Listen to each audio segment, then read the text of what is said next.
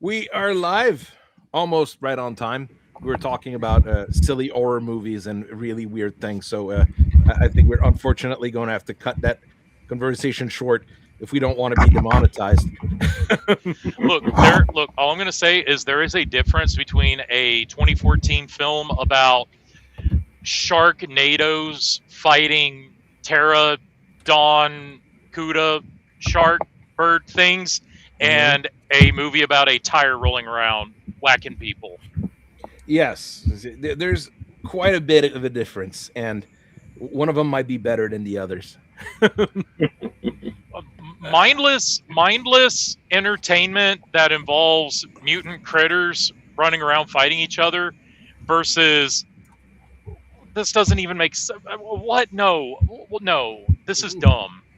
Sharktopus franchise, Sharktopus is a great movie. classic. That was the one that I watched the night before I went to Nashville Meps to go to the island. Was Sharktopus versus Terracuda. That was the one. Yes. Hey, if it showed up on the old Sci-Fi Channel, It was on the old Sci-Fi Channel. It's bound to have people watching it. I mean, there's also those like not Transformers movie. It was the Transmorphers, like fake Transformers. Those kept popping up as well on those. Well, it seemed like channels. for a while there, not the History Channel, the Sci-Fi Channel's whole shtick was, oh, a new sci-fi movie is coming out. Let's take the basic premise and storyline of it, but make it dumber. So, like when they did the Battleship movie, they did their own spin on that. When Los Angeles, Battle Los Angeles, which is like the best Marine Corps movie ever, other than Full Metal Jacket and Heartbreak Ridge. It is Ridge. A fantastic movie, honestly. Battle LA here is top tier. I've got no question about it. It's like you watch this movie, and whether you're U.S. Army, U.S. Marine Corps, hell, probably even Royal Canadian or Royal Army, you look at it and you go, "Oh my God, the way they're moving down the street when they get ambushed, and the way they disperse and call shots, call fire, and coordinate fires and movement." It's like I'm sitting here and I'm like, "That's exactly what I learned how to do." Well, they also add a minimal budget, and it probably helped them, to be quite honest. So it forced a creative direction to where, since we don't have that big of a budget, we can't have big, badass, nasty aliens. Everything has to be practical effects and semi-real. So you don't even see the aliens until they get to the police station. Yeah, you don't even see the aliens until Act 2. Or no, correction. The first alien you see is the one that jumps up out of the swimming pool. And even then, it's like, what am I actually looking at? This looks like a normal bipedal creature with a gun. Like, yeah. But the movie we're talking about, the fake battleship one, it also had that Native American actor that just died. The Canadian Native American actor that just died like 2 months ago or something like that. Al Green, who's a fantastic comedian and a fantastic actor. But I mean, you know that he was in that movie just because there was a paycheck to be had. Hey, the actual Battleship movie had this Pacific Islander Polynesian guy. We need a guy to fill his role for the fake Battleship movie. There you go. There it is. You know. Look, and the worst thing is, I think that fake Battleship movie was probably better than the Battleship movie, because that movie was something. Battletech versus battleships. Look, if they can make a movie based off of a board game that is solely reliant on you calling out numbers and letters, I guess we could have a Battletech movie, but I stand by my statement that I don't want a Battletech movie. Not with the state of modern Hollywood. Not right now. No, definitely not. Get Markiplier to do it.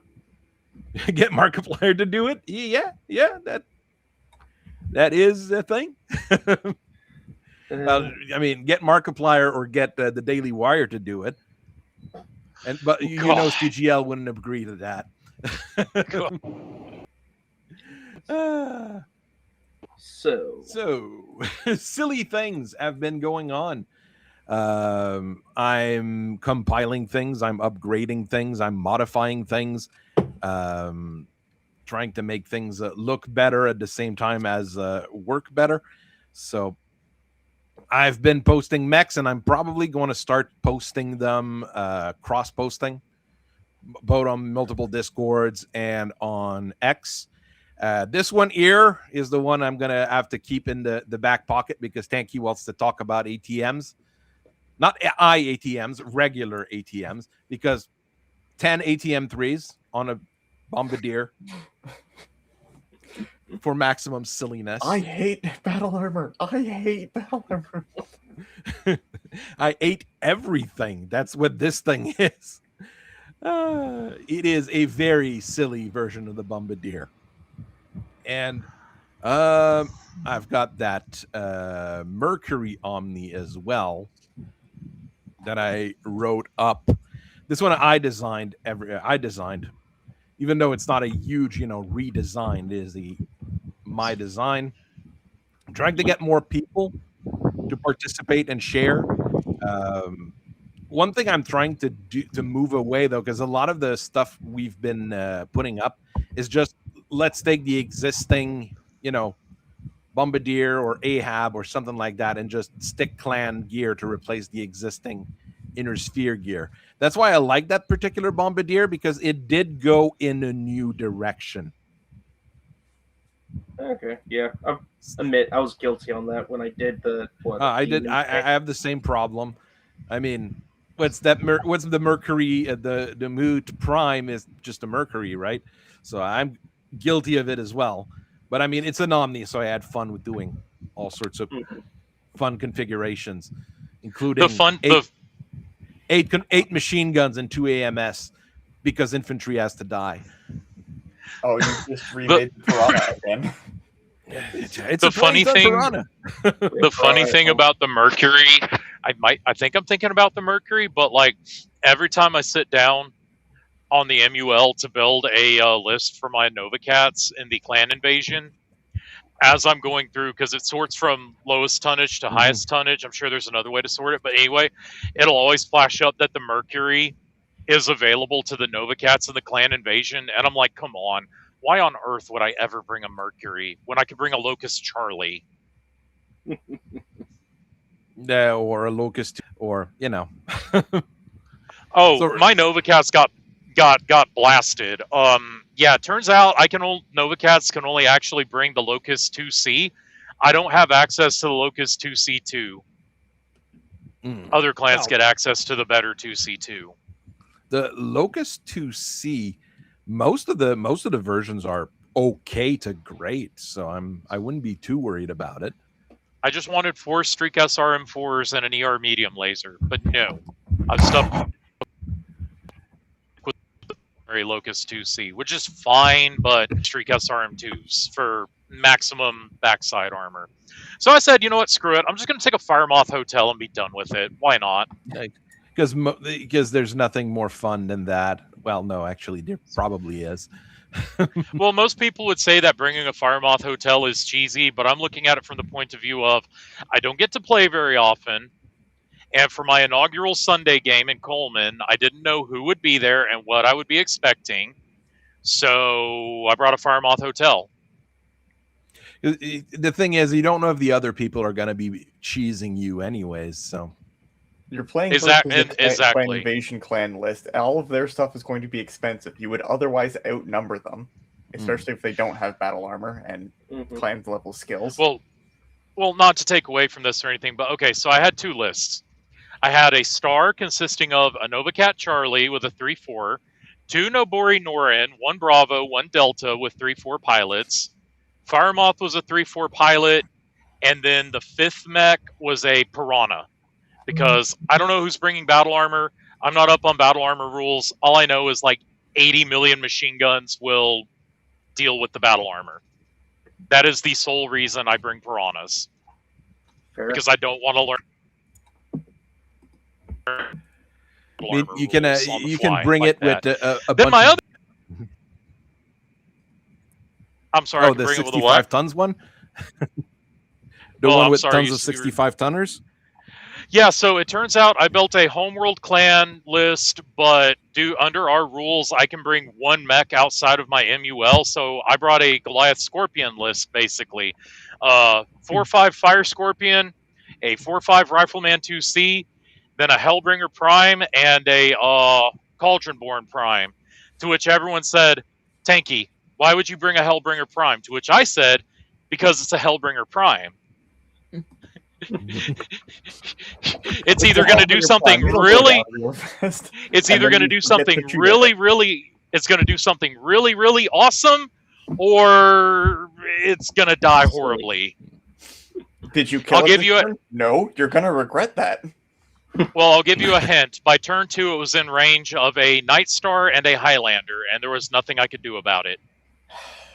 There's no more Hellbringer because one of the Gauss rifles will hit something, and you don't have the armor to protect you against that Gauss rifle. Oh, and even better, the guy I was playing against, he's basically Grandpa Tex without sounding annoying. Been playing since '85, or no, '87. He was playing Wolf's Dragoons. He brought the Brubaker Night Star. Does it have something special? I can't remember. That's the one that has Gauss rifles and Clan large pulse lasers. Why? Because he too didn't know what he was going up against and who he would be facing, and he's played with us enough to know to expect all kinds of shenanigans. So, genuinely, the invincible meme of "I thought you would be stronger." That's exactly what he hit me with. Was the "I thought you would be stronger" list. Yeah, life happens. We've all been there at least once. At least once. But he did agree to test out the new autocannon rules. So when I got super lucky with my Fire Scorpion, and I'll never be this lucky again, both rounds from the UAC 10 hit, all 10 BBs from the canister round hit. I did 30 damage to a Huron Warrior. It was awesome. Did the Huron Warrior fall? That's the other part. Unfortunately, the Huron Warrior, when he made his PSR, needing to beat a 6, one of the dice he dropped was, in fact, a 6, so he beat it just on 1d6 alone. Well, at his life. He was about to lose a Huron Warrior. I was about to lose a Hellbringer. More than a fair trade for him. But this Bombardier C... Bombardier C that you've made, why 10 ATM3s? This is absolutely something the clans would make when they're like, "Oh God, I need a mech right now." I mean, we need to test the ATMs. That's how I wrote it down. So, we need to test the ATMs we just invented. What are we gonna do? We've got Bombardiers because nobody's wanting to pull we're pulling out all the Bombardiers from caches, and nobody wants to use them. So what do? Well, let's stick as many ATM3s as we can on it. I think the main thing is because if you put 2 ATM9s and 2 ATM6, you'd have to spread the ammo or split the ammo, and it would start being very rough to actually do. You'd have like 4 tons of one thing and 3 tons of the others and whatever, and it would start being kind of odd. With 10 of them, you spend half a ton of ammo every turn for the entire game until you're out of ammo. Did we not have the tonnage for 4 9s? Because 4 9s would be 36 missiles as opposed to 30. So you would actually get 6 extra missiles out of it, I think. I'd have to check. It's probably doable. It's probably something that'd be doable. But you'd have to. I feel like that's what the production ammo would be. Or probably sacrifice some ammo and the ER medium laser. I mean, the ER medium laser is there as a bonus. It did help me when I was fighting those Panthers, because I did test it against a bunch of Panthers, things got very silly when you were at medium range with the high explosive rounds, since it does have the improved targeting medium quirk that I added to it. Things got very funny for the poor Panthers that took quite a few missiles to the face. Oh god, it's a pocket Turkina Z. It's not high ATMs. Yet. It's not that bad. I swear. But still, each of those ATM3s does effectively have an integral Artemis 4. Oh yeah, I mean, when you hit most of the missiles, that's what I've noticed with ATM3s. More likely to be hitting with 2 missiles than 1. Yeah, you're not gonna hit with 1 unless you're doing, like, I had the glancing blow rules and all that stuff going on. So sometimes you're gonna get bad rolls if you play with special rules, but it is going to be very nasty. And of course, if the other guy is as an AMS, I didn't try it against the mech with an AMS, but I mean, you're going to be using your AMS on 2 of the ATM3s, so the other 8 are going to go through. Not a very good trade. And yes, 10 tons of ammo might look a bit excessive, but you will run out since you shoot half a ton of ammo every turn. And you will be shooting half a ton of ammo every turn because you either are shooting the extended range, the standards, or the high explosives. You're always shooting something unless the map is really against you. I don't think it's bad. Well, I mean, I actually think it's quite funny. Then you alpha strike Well, I mean, and then on you're a ammo bit slow the next expendage- turn. Because you roll for ammo explosions on a 9? I mean, 9 or you 12. have to. I mean, if you shoot everything and your AMS is turned on, you're going to run odd. But I mean, you might not be shooting that ER medium laser all that often, and the laser AMS might not be turning on all that often either. So, it's a trade. I mean, as far as expending a massive amount of ammo every turn, it could be worse. It could be the 3 T-Bolt 20 Thunderhawk that burns a full ton every turn. Yeah, there is that too, to be quite honest. Nasty. The thing is, I mean, if you start putting what we said, 4 ATM 9s. No, I mean 4 ATM 9s, you're 5 tons over, so you have to sacrifice quite a few things to put 4 ATM 9s in. I mean, it's not like it won't fit though, because it will fit. That's 5 tons over. I mean, we're 5 tons over. We can take out the AMS and the ER medium laser, but then you lose on the protection from that. You can reduce the amount of ammo, but I don't think that's a good idea, especially if we take out the ER medium. So I like it the way it is for now. Who knows where things might go in the future? I mean, we're playing with power here. Well, not really. We're actually, unlike when I was messing with Vengeance and things like that, we're playing with standard rules. It's not like playing against Elkite or whatever. Everybody's playing by standard rules. You just have to go with what's available. Look, also on Sunday, just to support the store that is letting me play there, and because they finally have Battletech in stock, in addition to purchasing some Lance boxes and a thing of AK paint, I also picked up the plushie Atlas and the plushie Archer. So, which one do you want? The plushie Atlas or the plushie Archer? As long as the arms are put on right on them, unlike a few I've seen. Okay, so pick one, the Archer or the Atlas? The Archer. I like the Archer more than the Atlas. Now you show me on the plushie Jamie Wolf Archer, show me on it where Hellkite touched you. I'll point to the head of the mech at that point. Yeah, there are funny things going on when we play against that boy. So, but no, my big thing with the ATMs is that over the weekend, Trailblazer's been doing a new mech series, and he drops it on the weekends, where he looks at funny mech artwork but then goes in depth on the mech. And if it's an Omni mech, he'll do the variants. If it's a standard mech, he'll do a few of the variants. All right, and he's talking about the Savage Coyote, and he said something about ATMs that I'm just not tracking on. He said that when you bring ATMs to the game, you pay the battle value per ton for the ATM launchers. And I was like, yeah, but like you're paying the battle value per ton of ammo anyway when you buy the mech? So like is there the a base different cost price per ammo type on the ATMs?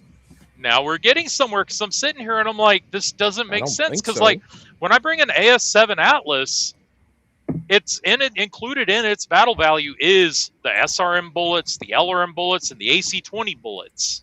Well, if you take precision rounds and various specialty, that's ammo, the only then time the it's price that's change. exactly. So I'm sitting here and I'm like, do the 3 different types of ATM bullets have a different BV? Does Skunkworks and Megamech already account? Does Skunkworks and Megamech already account for this? Which is why, like, I've never really fiddled with that. I don't think so. Like, I haven't seen that in any of the rule books covering it. Covering the many ATMs. Yeah, clearly this is something I'm going to have to dig into the tech manual for. That's a bit too. I don't know if the tech manual would cover that then. Tech manual would, because ATMs are total warfare level weapons, and tech manual covers the BV of total warfare level weapons and ammo, to include precision, AP, semi-guided, blah, blah, blah, all that good fun stuff. Because I mean, it's not an advanced rule. Not anymore. The ATMs are no longer advanced rules, because when they released, they were, but no longer. They've been in Total Warfare since the first printing of Total Warfare in the mid-2000s. I know this because the guy I played against on Sunday, he's the guy I borrowed all the Total Warfare books from when I was getting into Battletech back in high school. There you go. I mean, they weren't there in my old compendium. It wasn't there in my old compendium. It wasn't there in the second edition compendium. Yeah. But I mean, you didn't have inner sphere ER lasers outside of the ER large either in those days. Oh, just as a quick aside, in regards to those old rule books, I was looking around on eBay, which I don't normally do because that's very dangerous for me. For $224 and some odd cents, I can get the hardback version of the MechWarrior 2 role-playing game, Japanese edition. Yeah, but is that really useful? That is I just won the lottery and I need to make my big, dumb, frivolous purchase to get it out of my system. Like if you win $1,000, not $1 million. No, because even if I won the Mega Millions, the first thing I'm going to do is buy that manual for $224, and then my lawyer and my wealth manager be like, "Okay, did you make your big dumb purchase to get it out of your system?" I did. What did you buy? I bought a Japanese Battletech book for $224. And they're going to be like, no. When we said big dumb purchase, we meant like, go buy a Lambo or a Ferrari or a custom tricked out show 18-wheeler or something, not a.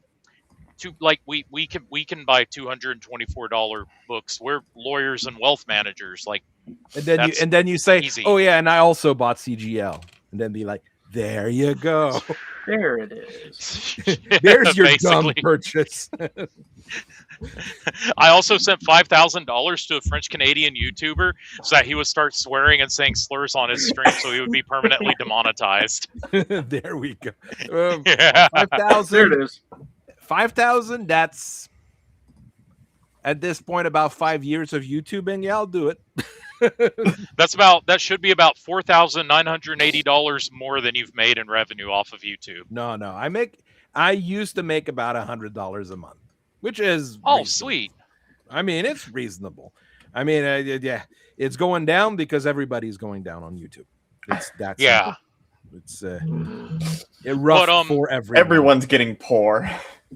But back to the ATMs. Another question that arose was, Do you remember when we were going over the playtest rules and they said we're going to change how ATMs resolved on the columns? Yeah. Well, Did it's more did that any of us ever we figure that always out? Everybody seemed, that we know at least, seemed to have taught that ATM resolved missile per missile like an SRM, but they seem to resolve by blocks of damage like an LRM. So that was just nobody seemed to know what's going on. But I mean, if they say it resolves like an LRM, it resolves like an LRM, and I'm perfectly okay with it. Because I thought, but it's still good. Because again, I thought like, okay, ATM 12, I'm firing the AR bullets. You'd roll on the 12 column and say, okay, 9 bullets got through. So then you'd resolve it as a cluster 5, cluster 4. And then... Well, that's how it's supposed to be, yes. And then the HE bullets, the same scenario. Okay, 9 of my bullets got through. Now I'm rolling 9 individual bullets. But what does the standard ATM do? What does the standard missile do? They always resolve like LRMs now in 5 damage blocks. So things get weird because of it, but it's okay. That's how you calculate. Yeah, 3. I mean, you roll you shot an IATM 9, so 9 times 3, that's 27. You do 5 blocks of 5 and a block of 2. That's how you're supposed to do it now. But the missile can't. It's not a bad way of doing it. The warhead splits because it's always it splits because it's a representation of the damage. It's not purely how the damage works. It's a simulation. It's a simulation game after all, right? So it kind of makes sense. No, I have devoted so much of my life to this game. It's real. It's not a simulation. It's real to me. It was real to me. Are we in War Thunders again? When he shot that Gauss rifle from across the map, blew my mech's head off, it was real to me. I felt it. I hope you felt it. Yeah, I felt overwhelming sorrow because it was like, wow, I am now down a mech at the top of turn 1. I was not anticipating this. I don't know. I have seen that happen more often than I would want with mostly with Gauss rifles. I haven't messed with heavy Gauss rifles enough, but it probably does the exact same thing. But damage of an heavy Gauss rifle, I mean, you can get it into like the right torso and feel the same kind of problem if you're on the light mech, as an example. So things start a lot quicker as the time goes on. The less silly thing with the moot, I think, which is just Clan Ice Alliance pulling the Mercuries out of the brine caches and being like, this thing's already halfway to being an Omni-Mech. Why don't we actually make it an Omni-Mech? Didn't they make a Mercury 2 either at the end of Star League or at the beginning of Exile? I think it's a Clan Wolverine mech, actually. Oh yeah, that's right. Because in Klondike we get introduced to the Pulverizer, the Stag, the Wolverine 2, and the Mercury 2, and all of those are persona non grata to the clans. I mean, if you look at the Mercury 2, it's not quite a Mercury. It's a 40-ton brawler with an ECM, a Beagle probe. It's a really nasty individual. It looks really cool, but I mean, it basically turns into the Coyote later on. Yeah, I was going to say, that's just the Coyote. Is it everything the Hermes wanted to be but could never be? Basically. I see. I mean, ER large, 2 medium, 2 smalls, because not all the lasers existed when they started building it. And it's a Beagle and a Guardian ECM and not a ECM and an active probe, which is half a ton lighter for both of those. But I mean, maybe we'd be able to no, we wouldn't be able to reintroduce anything from Clan Wolverine in Clan Reformation and 5th Succession War. The clans are still the clans, anyways. Best you can get They're is still something like Snow Raven, trying to bring back some of those old designs and then mixing them with some Inner Sphere tech. So you have things like those Blood Asp with plasma rifles. oh god, yeah. So we have that new Mercury. It's a little bit faster. I put it at 9. What is it? 9, 14, 18 with the mask. So I mean, it's not quite as fast as your Fire Moth, but it's still plenty fast. 3.5 tons of ferrofibrous, which is decent enough for protection, and 5 tons of pod space. It's not fancy. It's not anything really weird. It does step on the toes of your Fire Moth, but it's a little bit slower, but has a little bit more armor. So you can look at it this way. The thing with introducing a clan mech and an alternative clan invasion timeline is always the metric we have to go up. If we're building to deal with the Inner Sphere and all that good stuff, the metric we have to go by is how does it fare going toe to toe with Wolfhounds, Panthers, and Jenners, which are going to be your 3 most common Inner Sphere light mechs that you're going up against between the Lyrans, the FedCom, and the DCMS. Well, of course, Stinger, Wasps, and Locusts should always be into consideration because everybody's got those. But everybody's got those, but I don't even worry about it. Yeah, you shouldn't worry about it too much either. I'm pretty sure. On the website, I've got the Megamech files. If you want the Megamech file for the various mech we have, there's a nice section for it. There's a link to Megamech if you want to download Megamech. I'm trying to be as nice as possible. As far as configs go, 2 ER medium lasers, 2 ER small, and the electronic kit for the Prime. And it's the only one I've made with the basic electronic kit. It's, a Scout in that particular configuration, but everything else is its own kind of thing. I tried to stick ATM 3s on it. Talking of ATM 3s, but the problem is with 5 of space, you can basically put 2 ATM 3s and 2 tons of ammo. So you're missing one of the tons that you need to make your ATMs actually work. So I wasn't sure if I wanted to go with that. Simply just choose a range bracket. Put all eye explosives. You're fast enough. Yeah, you're fast enough. 2 tons of eye explosives. I don't care. Yeah. I mean, you can easily do that, or we could create a config for that. I mean, that's like an SRM6 plus Artemis then? Does a little bit less damage, but it's a little bit more accurate. I'd like to try it one against the other in a way. As opposed to just taking the SRMs, because high explosives are very short range.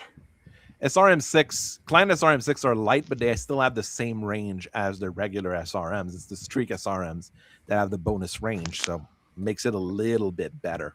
Wait, Streak SRMs have a bonus range? Yeah, they shoot 1x further per range bracket for the clan ones. I guess I just never noticed. I know that the advanced SRM that Battle Armor get to carry, that thing shoots way further. It's the same thing as a Clan Streak SRM.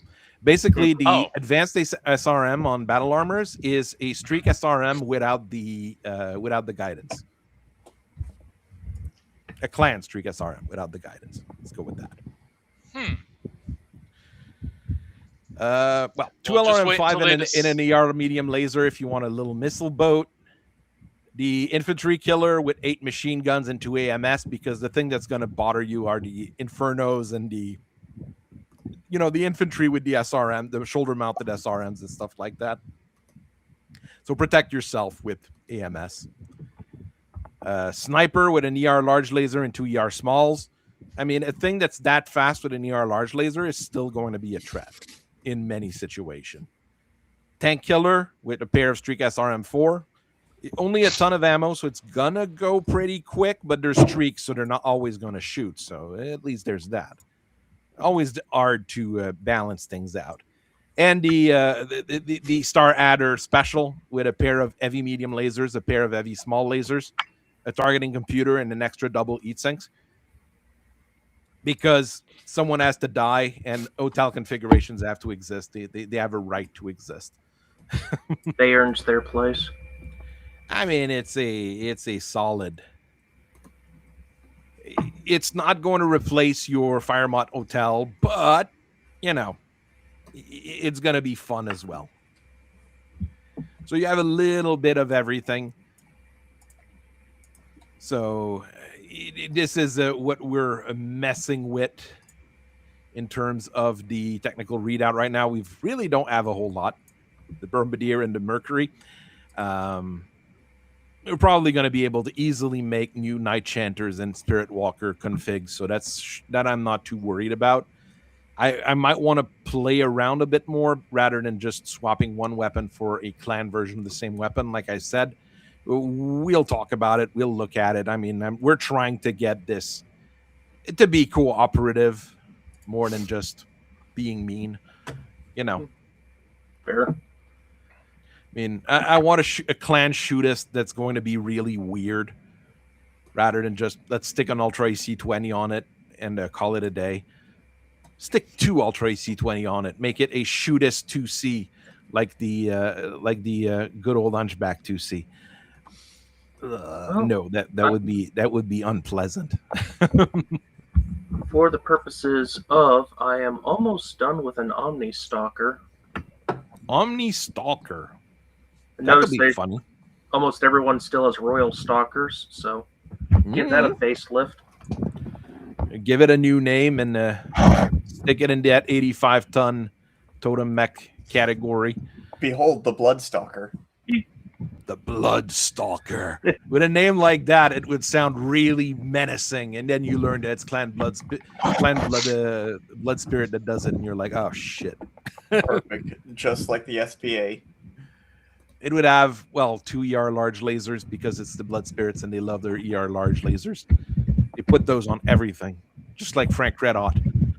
Just a little bit odder since they're lasers. Take your Bloodstalker with the Bloodstalker quirk, and then it has the LRMs and your large lasers, so just wherever you are, it's going to be hitting you. Actually, that'd be a bit nasty. Well, actually, quite nasty. It's a stalker. I need to find kill it and make it go away. I need to make one of those army organization chart, but for the FedCom at some point. That would be really fun to do, just to have it drawn out and put up. Oh god, because they were trying to integrate their command structure with the Lyrans, right? And they kind of just didn't quite do that because there was a lot of there would basically be separate command structures for this is what the Lyrans largely do, and this is what the Fed Sons largely do. At the top you'd have like the Supreme Command, and you'd have the Lyran Command on the right and the FedCom Command on the left. So you have a lot of duplicate positions and command and HQ staff. Because spending money is fun, people. Because you have like all of these different ranks and stuff, but they just don't quite integrate. Didn't actually I think Canada had that problem when they tried to do the integrated army, where instead of just having a separate Air Force, Army, and Navy, they would just have one integrated command, and that kind of just didn't work out. Because no Navy captain is going to take shit from an Army general ordering him to do anything, even if they're theoretically supposed to be under the same command. It's pretty hard to go get an admiral. Commands like that. So it's going to be like that, where you have like these separate different HQ units of different names, but they're all supposed to do the same job, but they don't talk to each other because they're just not in the same command line. Well, then there's the Soviet armed forces that said, "Hey, we're going to have the Air Force, but we're also going to have like 16 different types of Air Forces." Good Lord! Not counting the satellite states. Well, because the air defense interceptors need their own branch, so they also need their own equipment. The air defense missiles need their own branch and their own equipment. The frontline forces need their own aircraft and equipment. The expeditionary forces need their own aircraft and equipment. Good. The naval air forces need their own aircraft and equipment. Naval air defense needs its own air force and equipment. Well, that's a great way to spend a whole lot of money doing nothing. It might have been the problem. I mean, I have to ask myself: Did Ronnie Reagan bankrupt the Soviet Union by building up the U.S. armed forces, or was the Soviet Union already on its way to being bankrupt? No, they were bankrupting just themselves in the 70s. The Yeah. problem was with Chernobyl and Afghanistan at the same time. They just couldn't handle it, and things collapsed. And then you think about how, speaking of things collapsing, look at just how big clan space is when it's called clan space and not like wolf and bears and everybody like splitting things. Look at how nasty this big gray blob is on the inner sphere side. See, that seems more threatening. That is an understanded threat. Like, now you know that there's going to be a problem. Each of the clans, I'm going to have each of the homeworld clans and the 17 clans that are left basically have a homeworld, either that they're going to conquer, like Ark Royal for the Star Adders, because they decided to go there. Twycross for the Steel Vipers. Tamar for the Wolves. Yeah. Even in the clan homeworlds, they largely have to share planets in different percentages. It's very rare that they would own 100% of a planet. Yeah. Usually they only have like one that they can claim as theirs and theirs alone, and then they share like 10, 20% depending on trials. That's basically what our friends in the good old our good friends have decided to do in the Star Adders. Basically tell people, hey, here you go. Right? That's how we're the blood going spirits. The blood spirits always had like 10% of their, or 90% of their planet, and that other 10% was Star Adders, basically using it as their own private little Vietnam training grounds to blood new warriors. Hey, what works works. There you go. Exactly. But I mean, that's basically what we're messing with here now, rather than we own this because we conquered it. It is owned by the clans. If someone wants some territory on it, they can trial you for it. They can trade for it, whatever. So this is how it's going to be. Alshane for our friends in Ghost Bear. Port Archer for the Smoke Jacks, because the Smoke Jacks really didn't capture anything fancy anyways, because they're the Smoke Jacks. I'm not sure for the Nova Cat if I'm going to stick it in Courchevel or go to Iris. There. Not sure which one I would keep between the two for the Nova Cats. This one they won from the Smoke Jags. This one they won by themselves. But Courchevel is a bigger world overall than. I mean, on Ireche, they blew up the Lambs factory because they're idiots. There we go. Shots fired on the Nova Cats people. Another option for Coyote to move in is like, can I fix this? Clan H&K needs something nice to settle on. We'll have to write up or get somebody to look into the reconquest by Rasalhague of like this block of worlds here, north of Tukayid. But that would probably be a joint operation with the Free Rasalhague Republic, Comstar and the Com Guards, and probably the Wolf's Dragoon. But as that would well as the clans needing to be literally anywhere else. Well, I mean, the way you set it up, though, Rasalhague's actually fairly decent. They've only lost, I think, 2 or 3 regiments. They didn't have a very large military to begin with. But their little capital down there, if I looked back at it, has a lot of their manufacturing capacity. So they can, and like I said, Comguard would help them out. And if you have Wolf's Dragoon and Comguards helping them out, they would probably be a fun ops to write and try to figure out. Otherwise, telling the clans, hey, want to go take Tukiyid? Like, hell yeah. Probably. I think, granted, between the Bears and the Wolves, I could see them wanting to go after the Wolf side of Worlds more, because they got pissed off a bit more about losing Rasalhague to them. Mm-hmm. Well, they lost Gunsberg, they lost Rasalhague. Yeah. they lost like all their fancy worlds to the wolves. The bears hurt them, but not as much. I mean, we're thinking of next operations to write and next operations to think of here. We just add an operation written up by Crab Ear to basically eat up this bit of the FedCom and Arc Royal. But in return, we did take a few worlds from the clan's ear on this side. Ebb and flow. It looks like a trade rather than just a straight up massacre, basically.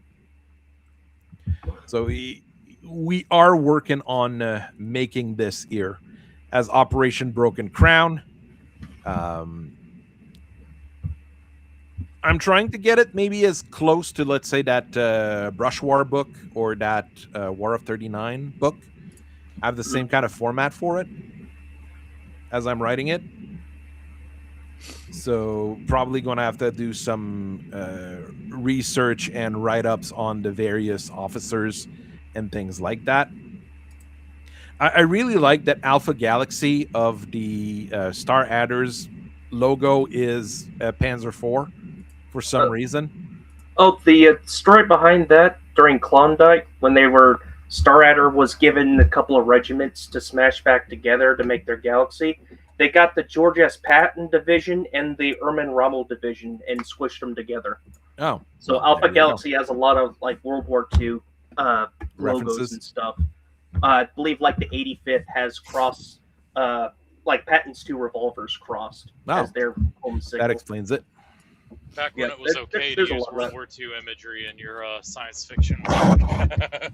Well, no, it's okay to use World War II imagery for the bad guys. The bad guys have to be super World War II coded, man.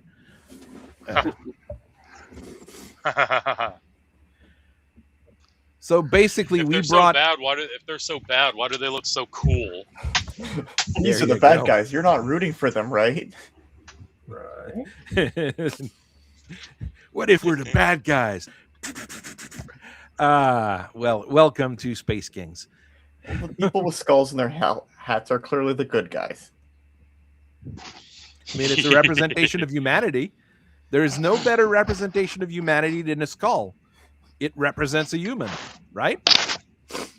Inquisitors walking around, people with skulls in their hats are the good guys.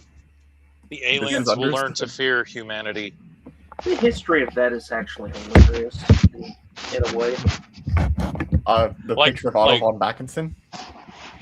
Like me today, I'm like, skulls are kind of lame and cringe. Like, they're kind of overdone. Can we maybe not? Aliens. The people with skull helmets are coming. No. Skull helmets, cool. Skull mask, still cringe. If it's the Predator, not the Predator, is the Punisher's mask. Is that okay, or is that cringe? Oh, that's even cringier, man. Because like, I don't want to go there. I don't want to go there. If it's the Punisher, but written by Mike Barron, that's when the Punisher was actually good. By the way. The skull balaclava is cringe if you're not Ghost. There you go. Where Crab was really mean as he was writing this here, Alpha Naval Reserve Star, Gamma Naval Reserve Star, that's 10 warships. Look, each galaxy already carries a warship. They got McKenna Doctrine says everyone fights, and now I get to take the gloves off since, I don't have to bid nothing anymore. And this is how they behaved during Reaving and the Barak absorption. When you piss them off, they demothball half their fleet. So it felt appropriate. All those ships that were bid away didn't just get thrown into a grind or anything. They were pulled back off the back line. Here's the stuff we didn't use. They never went down. So here's the thing. You've got 10 warships controlling 1, 2, 3, 4, 5, 6, 7, 8 worlds. You know how many warships the Federated Commonwealth had in 3062? Was it 2? Probably around 10 for the entire A bunch of Fox Corvettes, mostly. They were we're gonna they were trying to bring a couple of older Star League era Barons and like a few Davion Block 2s back online. And I seem to recall they were trying to build at least 5 Avalon Cruisers. Oh, the Avalon And it never Cruisers got started anywhere. production in 62. No, there's a lot of Avalon Cruisers that were built. That is one thing. They built a lot of Avalon Cruisers. The Avalon and the Mjolnir started production in 3062. So the first one leaving the K would be in 3062. So it would be during that era. But I mean, they're also just a quick reminder in this particular timeline. They're also fighting the Liao and the Free Worlds League over here, and the Free Worlds League over here, and the Liao down here, and the Torians down there. So they're also, you know, distracted. They're not going to have all their forces in the same spot. Especially the great thing is the Corvette. Fox it was introduced in 3052 with the first one. 3057 is production year, so they're starting to, you know, have a whole bunch of them getting into production. It's just a Corvette at 240,000 ton. That's one. We're gonna beat the pants off of this thing. I mean, you don't compare this to a regular clan warship, you know, but we're gonna beat It's the its pants off of own these things. special little thing.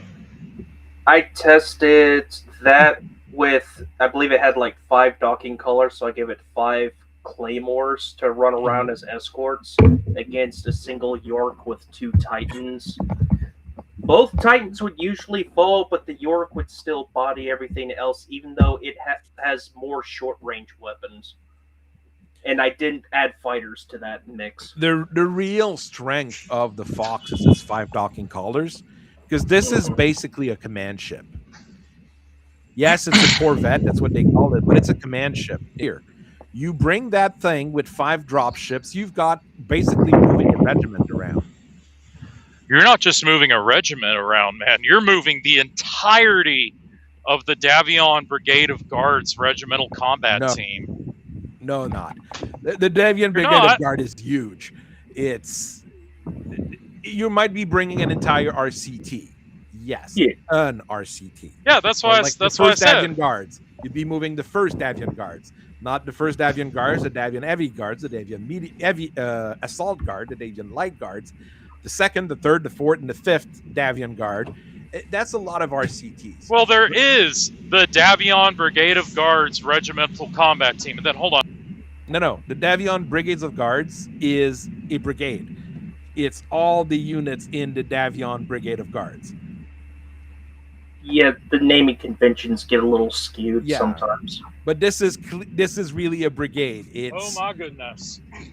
1, 2, 3, 4, 5, 6, 7, 8 regimental combat teams. So that's 8 mech regiment with 4 armor regiments each, 4 infantry regiment each, and 1 or 2 aerospace fighter regiments associated with it.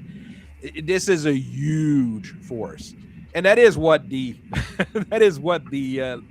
FedCom has put on that border right now, amongst other things. Was there's Brigade of Guards, and then there's a bunch of other different Brigade of Guards. I'm just saying, pick any single one of them. That Fox can carry all of their drop ships. Yeah. That's the beauty of the Fox. Sizes uniform throughout the airsphere. Can you imagine what it would be like at the FedCom if you had the Lyran Brigade that's a completely different size than a FedSun's? The thing is, Brigade is just like the largest you can get, basically. Because the largest unit that you bother forming. Yeah, because the SETI Ussers is just it's 4 RCTs. It's still a whole lot of people, but I mean, it's also considered a brigade. Yeah, but it's just 4 regiments. You know, RCT is usually, at least the ones I was seeing on the Lyran side, and Davian's kind of copied it as well. They're about the same. At least one mech regiment. RCT's a FedCom FedSun's invention for Chechen War. So the Lyrans copied them. Basically. Okay. The one mech regiment, 1 or 2 uh, wings of aerospace fighters, 1 or 2 tank brigades, and then 3 to 5 infantry brigades. That's a whole lot of people. And yeah, and then they would just plop one of those on a planet and say, "Try me." And the Avalon is a much more aggressive ship, but it's also 3 times the size of the Fox. That is a proper warship. That is. It also has fact. 6 dropships, which is quite good. It seems as though Davion naval doctrine is every ship should be able to carry a regimental combat team. Which is normal for a warship. Your warship would be your command ship. You're only going to be able to send one warship. You're not going to be able to send a warship and then also something else. You're going to all send we could one afford. warship and, well, maybe a couple jump ships, or it's going to escort the jump ships. Like, everybody's might have a bit of a different. What's the Mjolnir like? Well, I had a bit of my naval doctrine was always that the jump ships are going to be carrying my ground forces. The warship, who's meant to be fighting, is going to be carrying assault drop ships and carrier drop ships, so that I've got an even bigger air wing built in. Mm-hmm. In addition to the ship's own fighters, it'll have drop ships that are launching fighters. And we're also going to have combat dropships to act as very large interceptor combatants. Yeah. The Mjolnir is also quite threatening, but it's also really, really huge.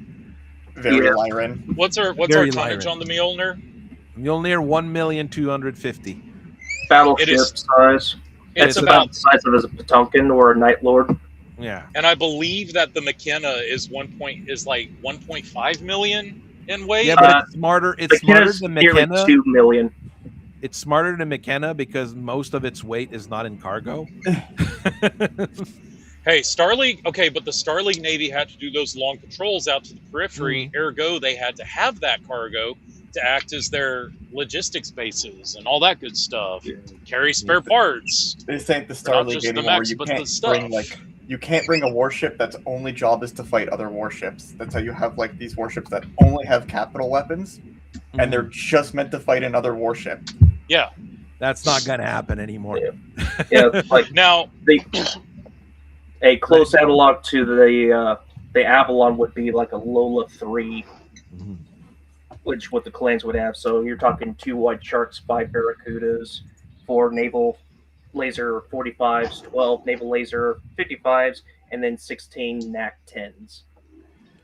That's just for ship to ship fighting. That's not escorting. That's just We're going to blow you up kind of thing. yeah. Now, quick question for you fellas. Which part of the new Avalon class cruiser is the front and which part is the rear? Do the 2 prongs face to the front or do they face to the rear? I think they face the front, On the Mini, they face to the rear. the rear. Huh. Yeah, the front part is those big things here. Those are the missile launchers, and that's the engine. That's the engine block. There are so many forum threads on the back before Battletech got its revival and all that. There were so many threads debating, devolving into people getting banned by the mods for going back and forth at each other on a personal level over which end of the Avalon is the front and which end is the back. They say that's the front. They would say in that picture, they'd say that's the front because that's Look, where the laser you're everything's firing flying. from. Everything's flying towards other this direction. point here, where things are blowing up. So it makes sense that Exactly. this is the front. This is the engine But then block. the argument was no. Those drop ships are flying past the new Avalon while it's firing its forward and rear mounted lasers. Those drop ships are flying past it. It's the pictures of the merge. But then go to another picture. Yeah, well, the Mini here, we have an actual Mini of it. It's poor quality, but I mean, it's pretty clear. This is the front. This is the rear, at least in my opinion. Okay, some people might, get into fist fights over it. I think it's facing the proper direction. Those prongs are where the solar sail would be stored up front. Those are the big pods for those big AR-10 friggin' I don't even remember if it has AR-10s or not. Yes, I it know has AR-10. 14 AR-10s. God dang! You know what a new Avalon class cruiser is? It's a fucking Ohio class submarine. No. It is. AR-10s are pointing in all sorts of directions, so it's not fully full. It's not fully forward, but you have all sorts of things, and I mean, Bearings only launch. This thing is one of the smarter looking warships, if you ask me, which is strange to say. Yeah, I like it. But I mean, we're gonna go back here. You've got 10 ships protecting this region. The FedSun and the FedCom in general as probably one Mjolnir, 12. one Mjolnir, one Avalon, and like 8 Foxes floating around their entire space at this point in time. It also doesn't help that you have things like the Norruf and the Titans, which granted are just dropship size, but they're patrol dropships that are carriers. Well, doesn't the Norruf? Isn't the carrier, and the other one is more like a gunboat. Isn't the Norruf the one that has like 16 standard Gauss rifles facing to the front? Yes, it's a gunboat. Very front heavy for weapons. And the funny thing to all the non-naval players out there, Battletech weapons on warships and dropships, they are grouped into what are called bays. So when you fire, you're not sitting there and saying, I'm firing an AR-10 and 2 NL-45. No, I'm firing the forward left bay. I'm firing 2 forward left bays and 1 forward bay. And you're rolling for all those guns at once. Okay. And they do the way capital damage works is all those Gauss rifles are grouped together based off of their average damage. So you end up with like 15 standard Gauss rifles do as much damage as like the smallest naval Gauss rifle. It's ridiculous. It only has 1 Gauss in the front, but I believe in the front it's the multiple LRM-20 bays and the ER-1 bays. The only thing I don't like about the Norruf is the 62 tons of armor, and it's standard. It's not ferrocarbide or anything fancy. Safe thrust of 8. It goes 8-12 on the naval map. It's not going to be it Steel by Viper. stuff. Okay. Was this the one that Steel Viper made because they wanted to go fast and land on planets before anyone could react? Yeah, Steel Viper made it. Adders and Ice Hellions thought it was hilarious, so they got into it, and then eventually the rest started picking them up as well. This is just a very fast Corvette. This is a really odd thing. I'm sorry, what did I miss when I jumped out for 15 seconds to answer a dumbass phone call that didn't need to be called? Norruf goes 8-12 movement. Oh, yeah. This is one of those things that the Arcadia can't outrun, and I think it's specifically noted on it. That it needs to be able to outfight the Norruf because it cannot outrun it. Yeah, because the Arcadia only goes like 6-9. Yeah, it's 6-9. It's stupidly fast anyways. And keep in mind, just because your movement is 8-12 in Aerotech doesn't actually mean your movement's 8-12. That's just the amount of thrust you can expend in one turn. Your people in the ship can easily die from going too fast in a Norruf. Oh, right, because you actually have a key change. Yes. You have to slow down. I have been trying to read the Aerotech and the aerospace rules in Total Warfare, and then move to Stratops because I want to review dropships and warships, kind of like Drakenfell/Prof here. It's just I got through page 5 in Total Warfare, and I was like, oh my god, you can make a 2 million ton warship in theory go so fast that its crew is liquefied from the sheer G forces. Yep. Oh, this is why space exists. This is why the things like the smart robotics exist. Like, it is really easy for you can take like an avatar, a basic little avatar. I think it's either a Safe 3 Max 5 or a Safe 4 Max 6, whatever. Let's say it's a 3.5. And just off of safe thrust alone, never putting maximum thrust, none of that, you can end up starting a turn with a velocity of 12. Yeah, that's how space works. And then you say, okay, well, I'm going to come about port so I can start, bringing some guns to bear. I'm going way over my maximum thrust and structural integrity and stuff, so I need to make and I fail the roll. Now my ship disintegrates. Yeah, that's how space works. Welcome to Newton. So, all supply. So what Battletech warships really are armored, pressurized Spanish galleons with batteries of guns along the front and the side that move at Mach bejesus, and if you're not careful, will just crush themselves and tear themselves apart just for even thinking about moving 2 degrees to the left. Mm-hmm. That's why space warfare in reality is not pleasant. And then you look at Battlefleet Gothic, and it's like, well, what's so deadly about Battlefleet Gothic?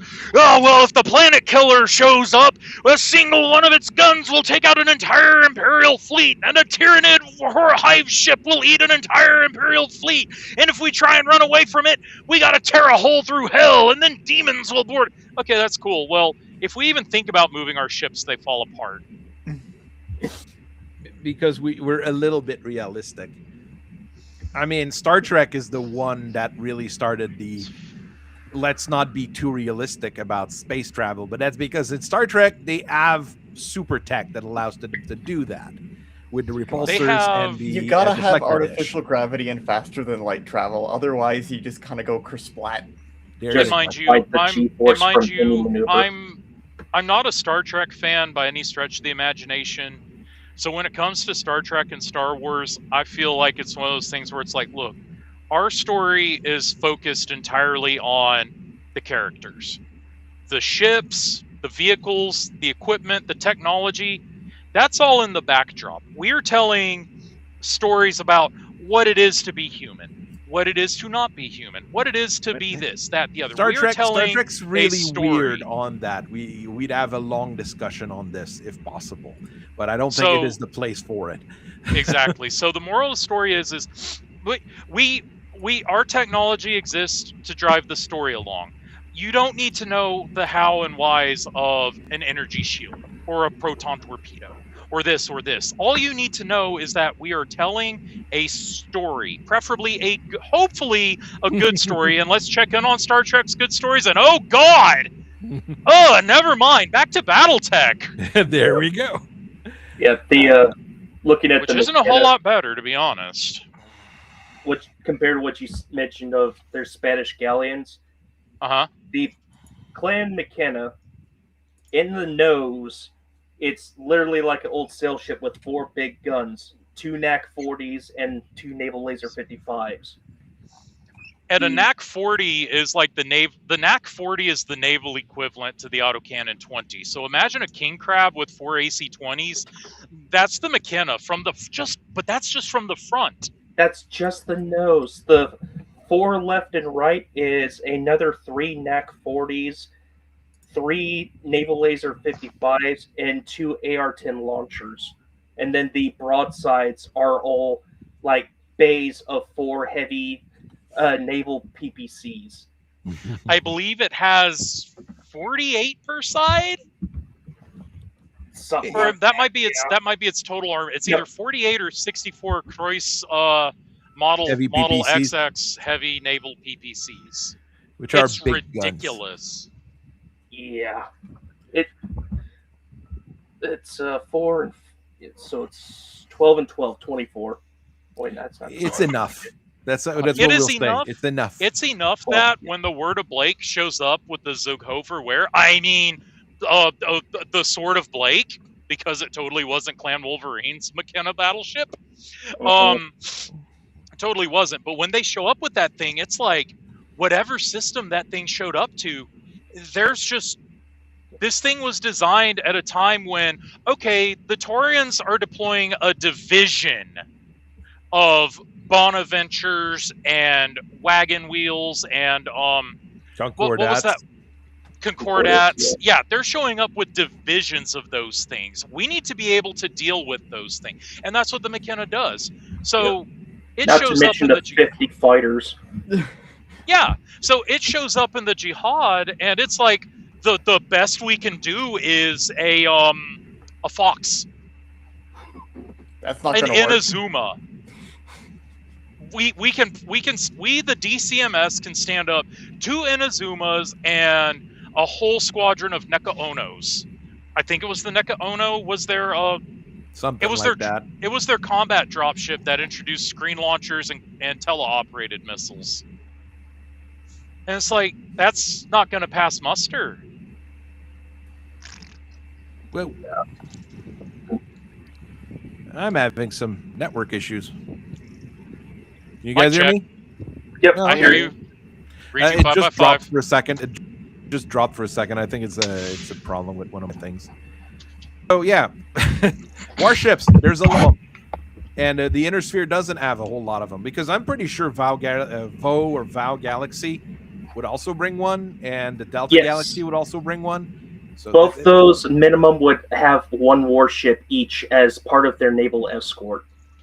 All galaxies had a warship assigned to them per clan naval doctrine. Which makes sense, but that is a whole lot of warships. And that would explain why the Inner Sphere is not trying to retake that particular region, because there's no way they're going to retake it. You try to send warships, try to send a jump ship with a bunch of drop ships, you're going to lose the drop ships and probably the jump ship. Okay, we've bid away our warship. Oh, you're breaking Zelbriggen?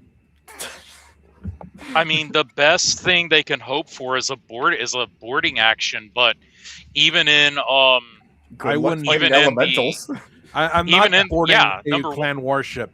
It is a very bad idea. So you only in the have list of bad ideas, it goes very close to saying like we all live on stolen land when you have a $16 million mansion. It's about at that level there. Yeah. So help with perspective, the Alpha Galaxy has sovereign right. That is their assigned battleship. Mhm. Their naval reserve is a Night Lord battleship, a York-class destroyer, a Lola 3 class destroyer, and 2 Vincent Mark 42s. So two clan Vincents, basically. 2 clan Vincents. The Lola 3 is a full clan upgrade, and then York is a clan destroyer, and then they have 2 clan upgraded Star League era battleships. I mean, okay, the best thing is the Vincent probably will not be able to do a full steady orbital bombardment. You have at least that. the Vincent is the one that, as soon as they see your jump ship jump into system with drop ships, turn in and burn into your naval star, the Vincents are moving to intercept. Yeah. And they're probably going to do a pretty good job at it. And they got starfighters on the Vincents, so they're going to chase you down with heavy fighters first. It's got Kyrgyz. At you. Like, just the clan Omni fighters are gross. And the thing is what I was going to say earlier was that the problem with locking an entire regimental combat team into 5 drop ships is that you now have all your eggs in 5 egg-shaped baskets, which is fine until, how many drop ships did we lose on the way in? Well, we lost 2 of them. Well, that's 2/5 of the regimental combat team right there. I like the original design for the Vincent better than the block thing they made, but that's just me. Yeah, that's fair. So my kicker is that even if you wanted to say, okay, well, you know what, we have desk teams and we have those secret ninja clans that the DCMS doesn't talk about and totally doesn't use for assassination missions. Even if we have those guys boarding that McKenna, they're never going to get through. Hell, you go to decelerate to make even a decent combat pass, they're going to get crushed. They're going to hit the Okay, hull you and have- become icy blood splatters. Okay, you are now successfully on board the clan warship. Now, what's the next part of your your plan? Yes, out Fighting of a bunch of guys in power armors. It's like, cool, you're now Out of- fighting space marines. out of And 300 Yeah. of 300 desk commandos and ninjas, only 20 of you made it inside the ship. There are 30 elementals inside the ship. Well, far more than 30. How many marine? Oh, 100. There are 150 plus elementals running around inside of this ship. So even if all of you made it, you're still not gonna have a good time. It is unpleasant doing boarding action on clan ships. I'm just gonna say that. Yeah, and it doesn't help. Star Rider made a variant of the Corona battle armor for shipboarding actions. Oh no, what one was that? Was that the SRM one? Yes, so SRM 5s, recoilless rifles, lots of flamers. Because we don't Flamers will be necessarily the want best. to blow holes in the ship. Flamers are probably gonna be the best thing to use in a boarding action, or shotguns, because you're not gonna breach a hull, a bulkhead with a shotgun. And then Or a we flamer. remember, this is Battletech. We are in 0G within the ship, except for designated gravity sections that you have to physically turn on. So it's 0G fires. Which are very pleasant. Yeah, Please doesn't fire basically go nowhere in zero gravity? It just goes, yeah, it just kind of disperses and flips all over the place. It goes in a ball. Yeah, you don't Okay. want to do boarding actions. Yes, Let's go with that. these are the joys of playing a war game that is semi-grounded in reality. Like, cool, your commandos and ninjas can't exactly hide in a hallway Nope. against fire. Mm. You can't make a hole in the wall because what if you breach a critical component and now you're being sucked out into outer space? Back out the way you came. And let's not forget, the clans would probably use Starleague doctrine of saying, oh no, there's borders on our ship. Well, just vent that section of the ship into outer space. Because that actually works. The space marines aren't gonna care. Mm. Good luck. I mean, there's just so much you can do, you know. So even attempting a boarding action against the clan warship that is standing above you, going Battletech being as hard sci-fi as it can be, it means that things can get very deadly very quickly. And it doesn't end well for anybody in space combat.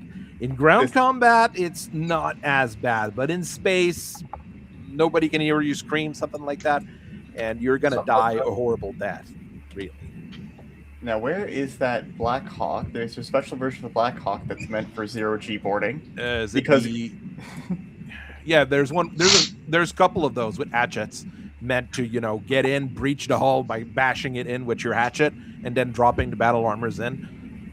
Mm-hmm. Oh, there's a Open up. gargoyle that does that. Yeah, there's a bunch of them. Yeah, I think they're newer Snow Raven designs. It's like, so, cool, hey, might you're see not those going to little want to over board there. a clan warship. The clan warship wants to board you. I mean, usually you'll be boarding other drop ships, things like that, not actual warship, because nobody's caught them. So, I mean, there's that.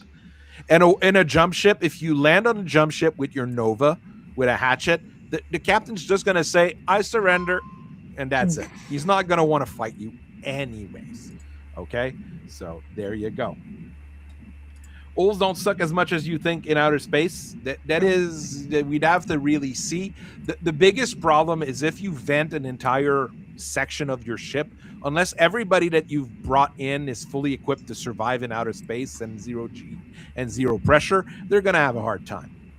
Argyle. As So in, they're that's- going to be dead. Yeah, probably. Unless they're very quick and they can open things up. So the clans did come in with everything they could during this particular operation. And, the defenders had what they had in the region. The Fort Sky Rangers, who had 55% of their mech regiment ready, 60% air wing. What really bothers me is 35% infantry brigades. That's the easiest thing to replenish. and they're at Yeah. 35%. That's very bad.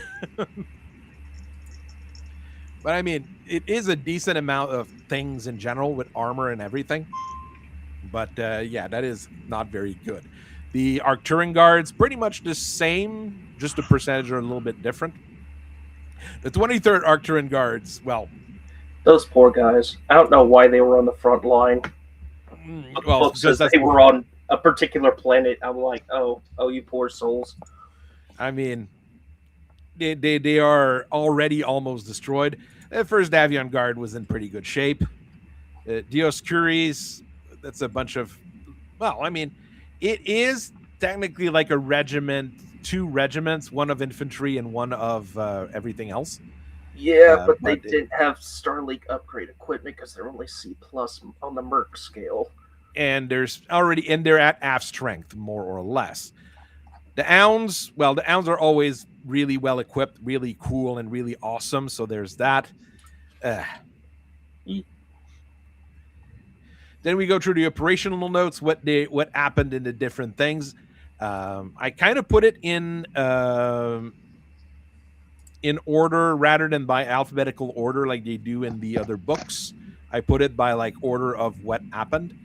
The Star Adders went smart and said like, "Hey, Falcons and Vipers, you're gonna go first because you're veterans and you're cool. So Totally. you guys can go first, just so you can show us how it's done." And Kristen Redmond is there. Good old Star Colonel Kristen Redmond and her 94th Strikers. Basically, the Jade Falcons land on Morges, and well, they go with a whole bunch of bids, trying to bid down as much as they can while they're not supposed to. The Galaxy Commander gets mad, and she has to send the one girl who's absolutely crazy and does even more crazy shit to do it. But I mean, she's like 60 something at that point. She's an antique. But she's looking for a death in battle at this point. She was already looking for her death in battle, but she gets in. She becomes the planetary garrison on it, and the 4th Sky Rangers and the 20th Arcturian Guards, leave the planet. They're almost well, damaged or crippled. Did I noted at damage or cripple? I don't remember what I noted there. I think we said they got crippled at that point, and then bad things happened later. So, that's how bad it gets. A place gets attacked. It's close to anywhere, and another place, and the Steel Viper drop with a whole lot of stuff, and the 23rd Arcturian Guards are there with like a battalion of mech, and they get attacked by 3 clusters, and it's like, well, I don't feel bad about this. Now. Guess we die now. Honor to the fallen. Bountiful Harvest, 3 groups go in, so that's a whole lot of people once again. The Dioscuri just can't handle, being attacked by everybody. So yeah, we mentioned it before, or I mentioned this before when we were going back and forth on this. In canon, I believe they only fought like 1 or 2 Falcon clusters and got knocked down to 2 lances. Sounds about right. Well, I mean, if you don't have Star League equipment, you're halfway equipped, things are not going to end fairly well. And since they're mercenaries, the clans are not going to give them any kindness or any friendships. So they were behind the front line. They weren't expecting to get hit. There you go. Sucks to suck. So, the 4th Sky Rangers and the 20th Arcturian Guard evacuated to New Exford. And, well... Gamma Galaxy jumped them. There you go. You get jumped by Gamma Galaxy. What was actually dangerous on this planet was the 3rd Alliance Guard, because rebels from the Lyran Alliance were already working on trying to get this planet to secede from the Federated Commonwealth. And, well, they also add a bit of an issue facing an entire, galaxy of clan mechs. Things got very bad for them. I almost feel bad for them, but not really. Ark Royal, well, you have 2 regiments of Kellhounds plus their support units, which is fairly massive. It's pretty much 2 RCTs. The remains of the Dioscuries and the Crescent Ox, which is, depending on what you read, goes from, lance to battalion, and you never quite know. Because I know in the game you have a company at the end, so I guess that's how it would be. It's kind of hard to guess here. But, this one here would be a bit of a hard fight, even for the Star Hatters. Because we are fighting, like, the elite of the Inner Sphere with the Kellhounds. They're supposed to be good, right? Yeah. It's going to be a slugfight, and granted, the Adders get to show everyone their new heavy lasers. The Blood Asp just came out, so Alpha Galaxy's running around with those. And I believe one of the elements in Gamma is also running around with, like, stars of Warhammer 2Cs. And you'd have really what's the name of that mech that they 2Cs. tested the heavy lasers on? Hellfire. Hellfires. Because, another thing that has no legs. It's a mech that skipped leg day. Mm-hmm. So they're testing new things, but they're also like, I really intend to take this. Please stop resisting. And the Kellhounds will kind of want to protect their home world and their royal place and everything, Yeah, House Kell's like, no, mine, stop, please. Oh God, why? How would treating the mercs would remain the same as they treat them in regular canon, because that's not a change in clan doctrine. Solaris 7 guys, I mean, space cowboys and and space duelists and stuff like that. I mean, they'd be okay with them though, as long as they're part of the military, not as if they're, Actually, some of the clans actually set up stables on Solaris 7 because they thought it was neat. Well, there's And then others Zelbriggen maybe. stables, but Mhm. I always thought Zelbriggen stables was just dispossessed, disaffected clanners kind of banding together to make a buck on Solaris. Because didn't some of them really Zelbriggen hate it Stables because they were is doing it also for entertainment? Operated by, Zelbriggen Stables is also operated by now Sea Fox or Diamond Shark. Oh, that's So you know what would be interesting is if each clan had its own stable, and the whole purpose of the stable wasn't necessarily to have like the best clan gladiator on the planet, so much as, all right, on today the Vision Seeker stable, which would be Novacat's stable, is going to have a trial of blood right, or a trial of blooding, or a trial of position, what have you. And they basically just broadcast and televise trials of position and stuff like that within their clan. And then every so often, if there's a grievance, they go to Solaris and broadcast it. Winner gets to keep all, obviously whatever the grievance was, gets solved, but also the clan that wins the grievance gets all the broadcast rights and royalties and money. just It's wholesome clan values. A way to explain clan culture to the Inner Sphere, because clearly it didn't really work the first time. Well, I mean, yeah, I showing- would see that happening. I would see that happening, but I'm And then not the sure funny how we thing, make it, the funny but- thing is Yeah. the clans are doing this, thinking, oh yeah, blah blah blah, and we're making money off of this, fuck you, Clan Diamond Shark. But the Inner Sphere's watching this and going, so that new warrior right there just tested in as a trinary commander. So they're going to be putting an emphasis on target him for a headhunter squad. Get a headhunter squad on that guy. Make sure his genetic legacy goes nowhere. Or that would wow, be- the clans they're clearly testing out a new configuration of mech. Even better, the blood at the Star Adders are here testing out their new blood asp. Yeah, we need to be able to counter this. The problem is thing. you That thing wouldn't is be just- doing oh, that, God. because that would be retarded. You wouldn't be doing actual military stuff. You know what goes on at Solaris 7? The most crazy batshit design mechs possible. You go to Solaris 7 because you're a weirdo, so expect those kinds of clan warriors. The weirdos of clan warriors are there. Like, I mean, yeah, you that have Kristen those. Redmond That's at 60 probably- years old shows up there, you know, because We she have wants the to Nova die. with the So sword. And they probably would end up sending Salama failed warriors there to give them their glorious warrior death while earning the clan some motherfucking money. You know, but we'll have they to could think use about it as a It testing is and not a they bad could idea. use it as a but- testing and Yeah. trialing ground. But unbeknownst to them, because why would anyone do this? Intersphere powers start watching them and going, huh, so that's how they fight. That's how trials work. That's the new guy. That's the new blood named Star Colonel. This, that, Okay, the other we type, do type that, shit. but it's all wrong. Clan Watch moves in, trying to do something. Is like, nope, protect that one. Damn it! What if we Is do Clan that, Watch but it's just trying to the do walk? something for once rather than failing at everything they do as usual?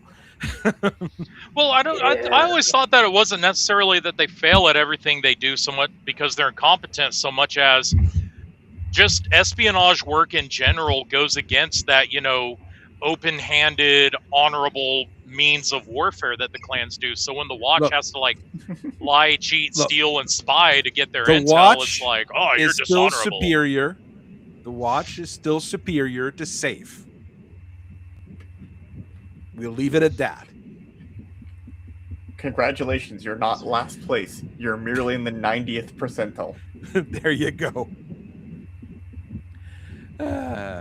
Clans try to take Hamilton with the Jade Falcons and the Steel Vipers. Basically, everything they have left, they throw at it. But Jackson Davion realized that they were coming, so he has 5 RCTs ready for whatever they're bringing to him. So the first Davion Guard, the second Davion Guard, the Davion Heavy Guard, and the Davion Light Guards, and the Lexington Combat Group Fort Seti Ussers. So, yeah, they do take damage, but the two clans are fought back and crippled, and part of it crippled as well. They don't have any warships, so they can't, you know, go chase them. That's the problem. But, you know, they at least win that bit. So we got this is the original operation, and then you have all the follow-up stuff that happens. Basically, the Star Adders capture a few other worlds to make sure that they have, you know, jump range between all of their worlds, which is important. Yeah, after when they didn't win at Hamilton, they're like, oh, everything else is out of jump range. All right, make me a new highway. Delta Galaxy shows up with their own warship because, you know, they have their own warship. And, well, on Babaeski, which was where they thought there'd be the most fighting, well, because there was supposed to be 2 RCTs on the planet, but the 2 RCTs were going at each other because one was on the side of the FedCom and one was on the side of the Lyran Alliance. So after a little bit, the Crucis Lancers leave before the Star Adders show up. And the 10th Deneb Light Cavalry is all proud that they've won the fight and that they're going to declare that world for Nandi Steiner. And then the Star Adders show up with a warship. So, buongiorno. Things don't end well. The good thing is they fight. Their supplies are exhausted because they were fighting another people before. The 10th Deneb runs away because they're given Ejira so they can leave. And they jump out of system and they're captured by the FedCom as they're leaving. Agira only applies to me letting you leave. I mean, you jumped into a FedCom system. They're not going to let you go. Sick. Ato Congo. Oh, yeah. Planetary Garrison and unattached mercenaries against the Star Adders 175th cluster. Recruits, new junior officers, go, you can do it. Hey, the planetary militia fought what they could, and they did quite well for 2 weeks with militia and with you know, guerrilla and all that stuff, you know. So it was not an entire fail on their part, but not much. You just looked at it like, ooh, an XP farm. Yay! Yeah. Esteros. Fun thing, as I read, there was a huge Starly garrison on this planet, apparently. So I went with, well, The Star Adders show up and they're not here to really conquer the planet. They're more here to try to find those caches that might still be on there. Most And of then them the have Goliath already... Scorpion showed up. Oh shit, that's gonna be the next step. For the Goliath Scorpion, what I almost want to do for their world, take one of the abandoned world and say that this is their capital, because they found like a huge trove of Rimworld's Republic and SLDF shit on that planet. So they showed up and they're like, this is ours. And everybody's like, but this is a useless world. And then they show up with like a bunch of vintage whatevers. They're like, well, those are still crap mech, but it's pretty cool that you have them. They go to hell and find what Great Death Legion didn't find. That would kind of open up an interesting idea. The Rampage Charlie refit. Because the Rampage is not a bad little robot. The Free Worlds League Assault Mech? No, the Rimworld's Assault Mech, yeah. Yeah, I meant to say Rimworlds, my bad. There's so many Worlds Leagues. Yeah. And that might be a fun thing to think about, yeah. Oh, this would be perfect with all just clan weapons. That would be a very nasty thing. Very nasty. And the clans go, well, you're Desgra and Nasty and Gross for refitting our glorious weapons to a tainted Rimworld's Republic design, and then they go, okay, but the Smoke Jaguars took a tainted Rimworld's Republic design and they made the Stone Rhino, and y'all didn't say nothing about that. No. You forgot something important here. A bunch of Buroks and a bunch of Goliath Scorpion Ion Necrosia saying like, who cares? Man. And that's the first response is, number one, who cares? Number two, to elaborate on who cares. You're mad at me for putting our guns on a Rampage, but y'all didn't say nothing when the Jags did, when the Jags made the Matar design 5 tons lighter and made it work. Y'all actually, as a matter of fact, a bunch of y'all actually used that design, so fuck you. Every second line Galaxy look kind of side-eyeing their Conjurers. Totally not a Wolverine 2. No, it is not a Wolverine 2C. It is totally a not a Wolverine 2C. It's totally a Conjurer. Totally not a Wolverine 2C. Another world was trying to declare itself for the Lyran Alliance on Yeguas. Basically, the problem was that the lords of the place wanted to declare for Nandi Steiner, and the landowners and the farmers were like, no, we're pretty happy with being in the Federated Commonwealth and only having to pay 1 tax. So they weren't, at odds and fighting each other. They were not in the Civil War state yet. But when the clans showed up, well, they were like, well, we kind of need to hire mercenaries and get the planetary militia going. And, that kind of leaves them to have some issues. The biggest problem is that this is a world with a population of 1 billion. 1 billion is a lot of people, by the way. Just so you guys know, 1 billion people is a lot of people. Captain, there are 1 billion souls on this planet, and while it would be totally awesome to wipe them all out, let's tax them to death first. There you go. Thanks, Chestnut. That was Bryce. Bryce was the one who okay. Bryce did that. We can use my translator device to interrogate them all first. Only in this instance, it's we can use my taxlator device to tax them all first. Let's ask High Command. The one issue here is because there's so much public unrest, because there's 1 billion people on the planet, that the Star Adders can't manage it, so they have to call, Cloud Cobra and Steel Viper and be like, dudes, okay, we're giving you 20% of the planet. Just bring people to try to control this whole thing here, please. So this is the kind of situation that we're going to be seeing with the clans doing that reformation and that everything here. Shit's not working on Ado and Turtle Bay anymore. Okay, well, what are we gonna do? Nuke it? No, we're actually gonna ask the others for help in exchange for, something. 20% of the planet's not that bad. We're not losing that much out of it, and that gives us a bit of an idea of how things work. See, I never understood why it was such a big deal that the clans would share control of a planet and this, that, the other, because I got a new guy on Sunday, and we were talking to him because he wanted to know about the lore. He was like, "Yeah, I'm down to learn this game, but I also really like lore. Like, I want to know the lore." And it was like, yeah, you've got 1 billion people living on this planet. They also only live in one area where the initial dropship landed and the initial city was built. 1 Mostly. billion, you probably start having a decent enough planetary population, though. You start wanting to move out to other parts of the initial continent that was landed on. But like, okay, we're going to give you 20% especially if you find, germanium or whatever. Yeah, we're going to give you 20% of this planet. Well, if you're thinking about a planet the size of Earth that we live on that can sustain a population, like, okay, congrats, we just gave you Africa.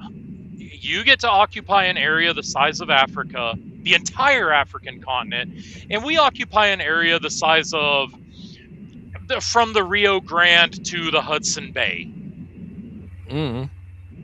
Have fun. Leave us alone. Enjoy your part of the planet. It really depends on what you're going to find in that part of the planet, to be quite honest. If 1 billion people spread across an entire planet is going to be quite sparsely populated. So they probably have their one. There's probably going to be major centers. And there's another reason why a common operation is go get the water source. They can claim for they have a water purification thing over here, and we actually need it. Probably, it really depends on the world. I feel like with fusion engine technology, water purification becomes a non-issue. You're just using. You would just be using the heat of a fusion power plant to desalinate the water. The biggest problem is how much you need. I mean, you need a lot of water very quickly. And on some planets in Battletech, there's a bit of a problem with, radiation. Not only because people nuked it, but because there's just radiation. If you read some of the deeper lore on some of the worlds, like the world itself is the size of Earth, it has water, it has everything else, and you're like, okay, that's great, we can go live here. Yeah, but everything is toxic to humans. So all the water you're going to drink, that even the rain and everything, needs to be purified. Yeah, that makes things a lot more difficult. Because of this massive sulfur and lead desert here, it gets kicked up into the atmosphere. So when it rains, it's raining toxic heavy metals.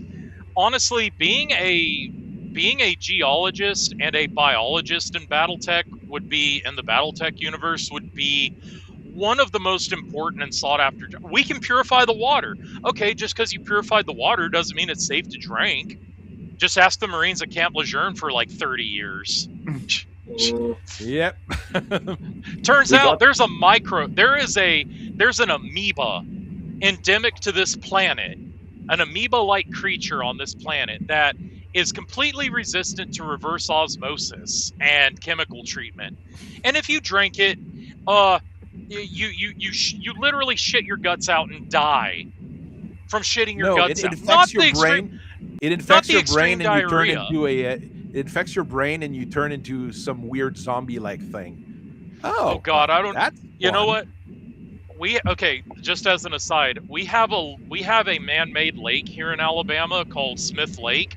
The Army Corps of Engineers dammed up a creek back in the 30s, and now every so often someone goes missing, and when they do the sonar on it, we can still see the pine forests that got buried in the flood. It's crazy. Yep. Plus, it's so deep and so cold, those pine trees will be there for another couple thousand years because it's so cold and oxygen deprived down there. But you can't actually, it's not actually safe to go swimming in Smith Lake because we have a brain-eating amoeba problem. Oh, well, isn't that pleasant? There's several hot springs up where I'm at in the desert north of me. Same problem. Yeah. There's amoebas in the damn hot springs. Stop swimming in them, you idiots. Go to the safe one over there. There's usually like one a year who goes to like the other hot springs in like Yellowstone Park, and they fall in and just become soup. Yeah, every year. Because that's not warm water. That's not a bath. That's hot acid. That Or, water, the water in the hot springs at Yellowstone is that okay, it's technically fresh water, but it's so full of heavy metals, you dissolve. now imagine that mean, on a planetary scale, and you're trying to live That's there. the ocean. Yeah, That well, is there's the map. ocean we live in. Yeah, there is active like rules for planet making that you can do that, and it's horrible. Yep. Oh yeah, there's rules for a lot of things in Battletech, including bug swarms and all that stuff too. So yeah, fun I got times. cut off there. You have a good one. All right, have I a good fucking one. love We're just this gonna game. Be easy, boss. I fucking Oh love no, this there's game. so much stuff in this game. They haven't gone as far as we could still go, but they've gone quite far. Retaliation from the Fedcom.